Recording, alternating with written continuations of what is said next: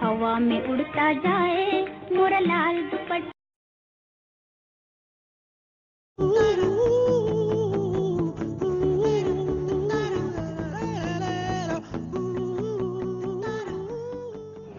কে হেমো কই আপনার বাঘের ভাই কই?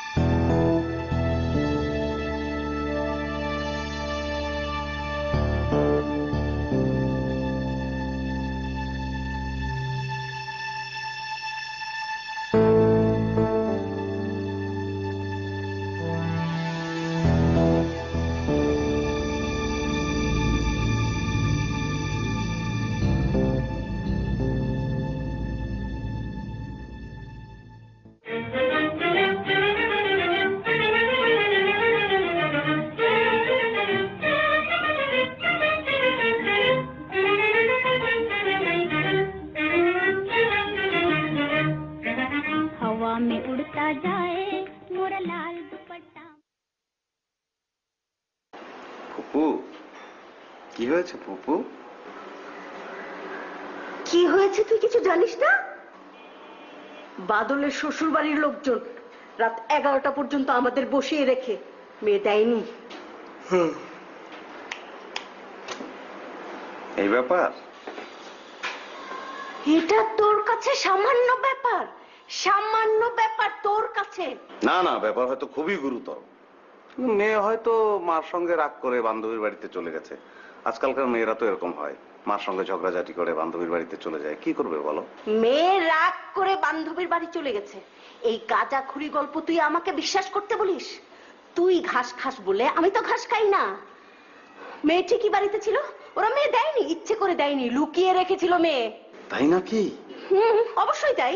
তাহলে তো ভেজাল হয়ে গেল ফুপু। আমিও ছেড়ে দেওয়ার পাত্রী না, ওদেরকে শিক্ষা দিয়ে ছাড়বো। এমন শিক্ষা দেব যে ওদের বাপের নাম ভুলিয়ে ছাড়বো আমি। এই তুই এখানে বসে বসে কি করিস? যা।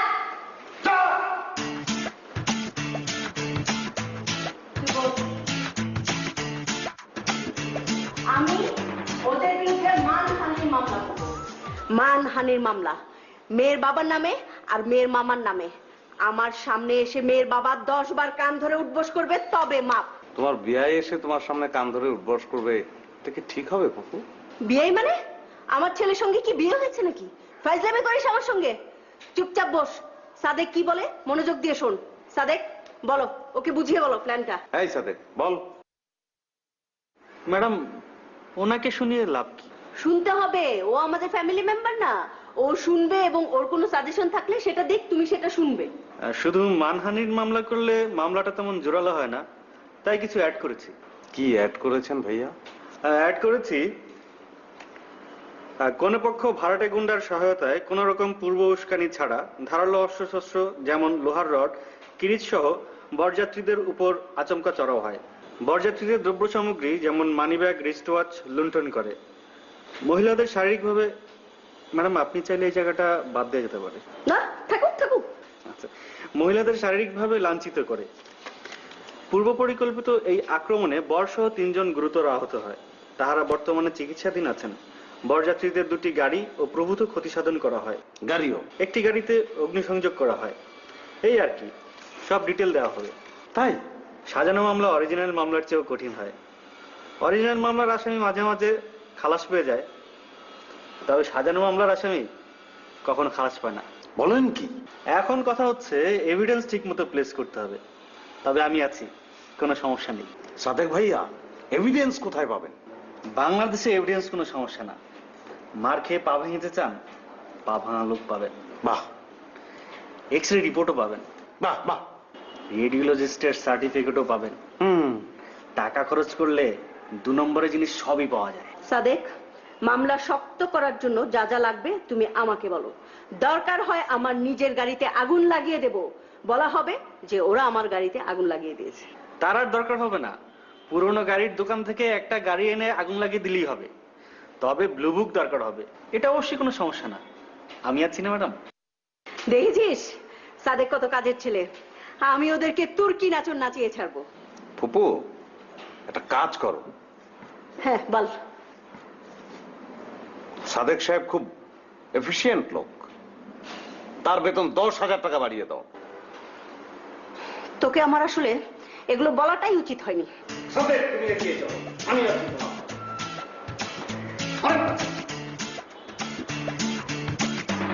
তোকে সাবধান হতে।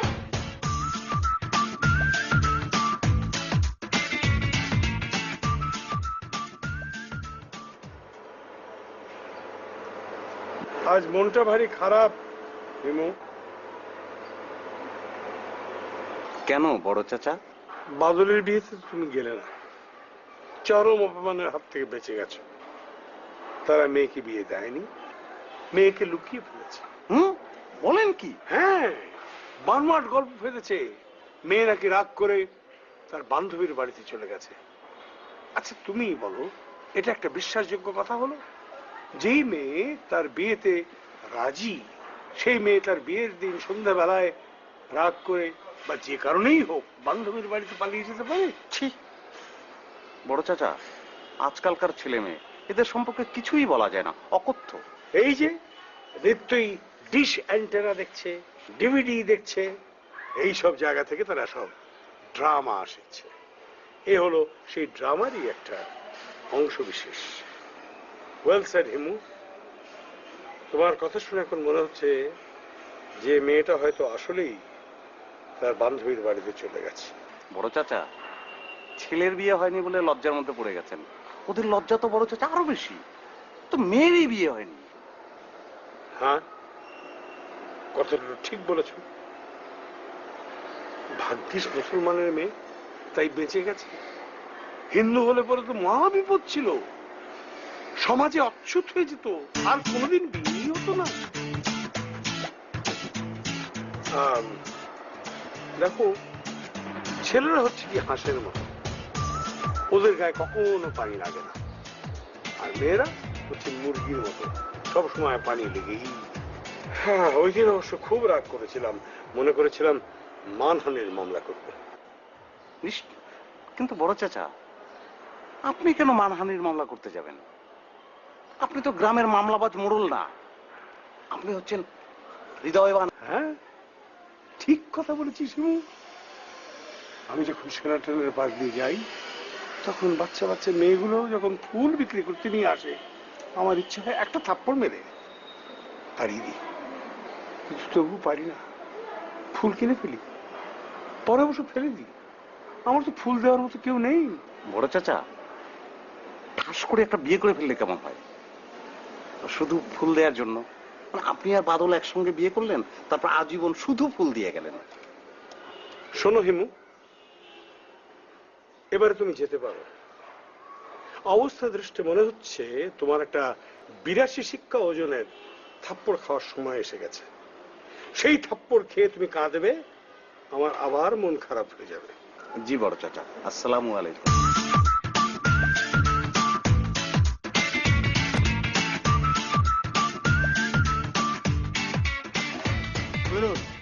আমার মনে হইতেছে ওই গলিটার ডাইনের বাসাটাই হইব। ওইটা? হ্যাঁ। আরে না, ওইটা হইব না। আমার মনে হইতেছে ওই বাসায় হইব। আরে না, ওইটা না। আর নাই, এই গলি। এই হিমু ভাই আইতেছে। হিমু ভাই? এই যে। হিমু ভাই, হিমু ভাই। হিমু ভাই ভালো আছেন? স্যার আসতে বলছিল, কিন্তু বাসা খুঁজে পাইতেছি না। হ্যাঁ, এই যে সামনের এই বাসাটা, সামনে একটা চিকন নিম গাছ আছে। প্রত্যেকবার আসার সময় নিম গাছটার কথা মনে রাখবেন। জি। স্যারের শরীর কেমন? শরীর ভালো। স্যারের মতো মানুষই হয় না, একেবারে ফেরেশতা। এরকম মানুষ আমি জীবনেও দেই নাই। আমিও না। ভাইজান, স্যারের লেগে একটা পাঞ্জাবি আনছিলাম। একেবারে সুতি কিনে আনছি, চিন্তাই করি নাই।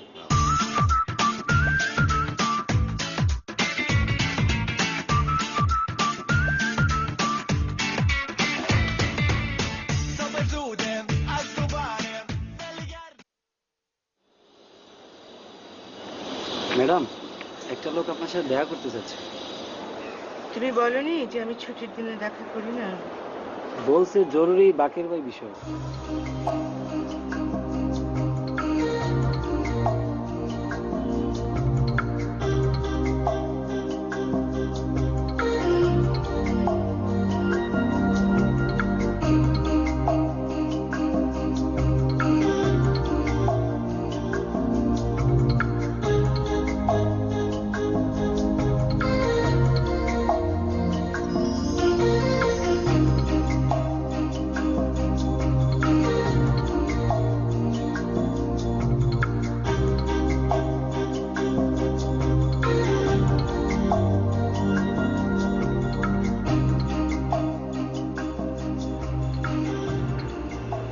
কি আপনি?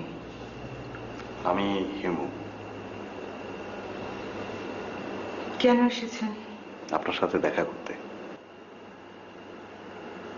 কেন? আপনি বাকের ভাইকে এখনো মনে রেখেছেন কিনা এটা জানার জন্য। আমি আপনার সাথে এই বিষয় নিয়ে কোনো কথা বলবো না, সরি। আপনি আসুন। প্রতি রাতে আমার বাকের ভাইয়ের সঙ্গে দেখা হয়, আপনার কথা খুব বলে। ভালো থাকবেন। শুনুন,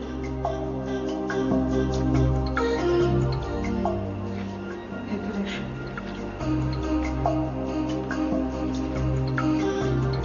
আপনার কথা বিশ্বাস করার কোনো লজিক খুঁজে পাচ্ছি না।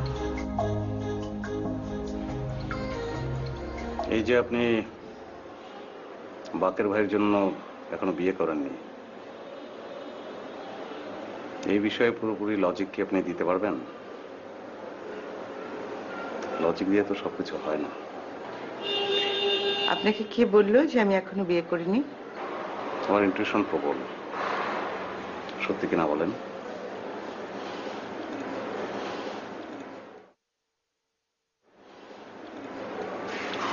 তবে আমার খুব ভালো লাগছে।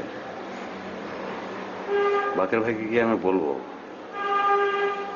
মোনা আপনাকে এখনো মনে রেখেছে, প্রবল ভাবেই মনে রেখেছে।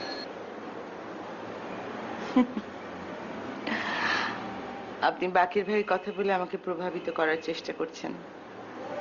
বাকের ভাইয়ের সাথে আপনার দেখা হতে পারে না, তার ফাঁসি হয়ে গিয়েছে। আপনি এখন আসুন প্লিজ।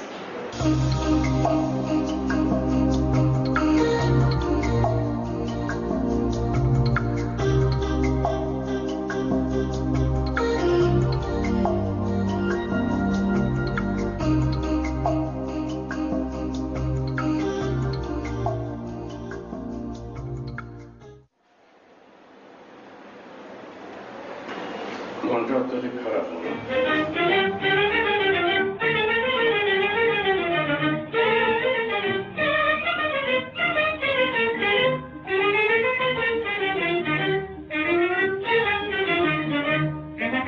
हवा में उड़ता जाए मोरा लाल दुपट्टा मलमल का जी, मोरा लाल दुपट्टा मलमल का हो जी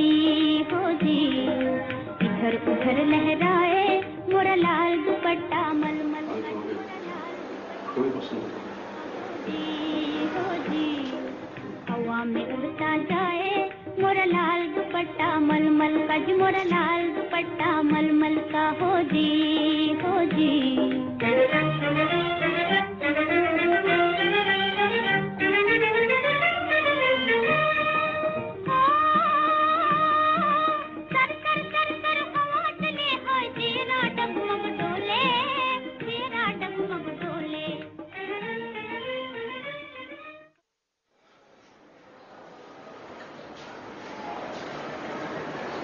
তুমি বাকের ভাইকে চেনো?